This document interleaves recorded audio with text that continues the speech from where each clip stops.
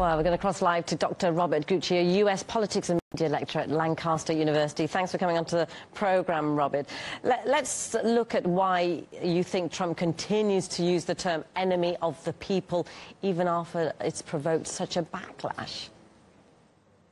Yeah, I think some of this is, I remember when I was doing a lot of reporting in some urban parts of the country, and I would go into these some of these neighborhoods, and as a white man saying I was a journalist, a lot of people didn't believe me. They thought I was either with the police department or with Child and Family Services or there for some sort of unpaid electric bill or something.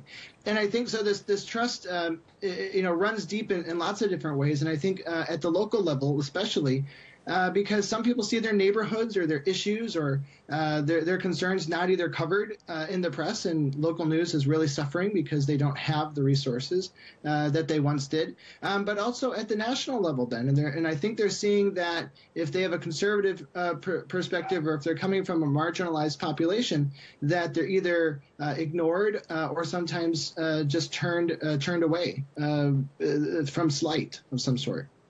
Yeah, I mean, it's a continuous battle, isn't it? Do you think the US media's this constant battle with Trump could actually be helping him? Because he's forever in the press, even though his image is often considered to be rough, a tumbler, outsider that attracts his supporters. But is it helping or hindering him? That's the question.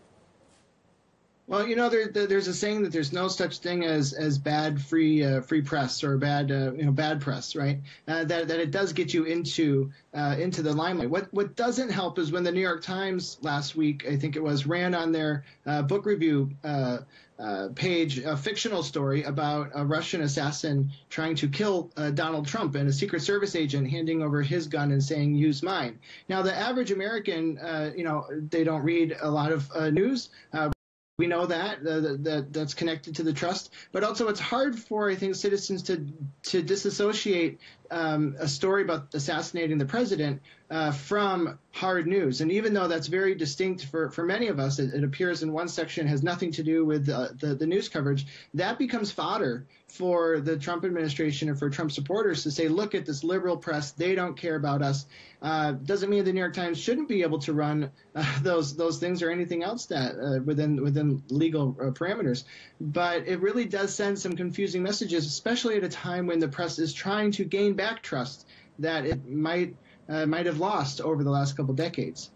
Yeah, I mean, if we look at this recent poll that we mentioned, more than 60%, 64% are blaming the mass media for dividing the US. But Donald Trump, he isn't far behind. 56% blame him. Do you think both sides are to blame for the tensions in society? Whose fault is it? Yeah, I mean, they play off of each other, right? As you mentioned, I mean, certainly the press get a lot of hits for running sometimes his outrageous talk, right? His outrageous speech, but also they get cable news has seen increase in viewership because it's become a lot of talking heads that is just now political commentary and trying to take hits at the president and trying to surface above some of those hits that he's sending their way. But I don't remember the last time I've seen a cable news network really send anybody out into middle America to report on the issues. They're out there now for the midterms and talking about how people may or may not vote and what the issues are that might be driving those votes. But I don't remember the last time I've seen an actual national correspondent going out. And I think Trump's really taking advantage of that he's got the spotlight, he knows how to do it, and the press, seems to be doing quite well. The former CEO of CBS said Donald Trump might be bad for the nation, but he's good for CBS. So it is a hand-in-hand sort of relationship here. Yeah, it looks like it, doesn't it? Robert Gutsche, US politics and media lecturer, thanks very much for coming onto the programme.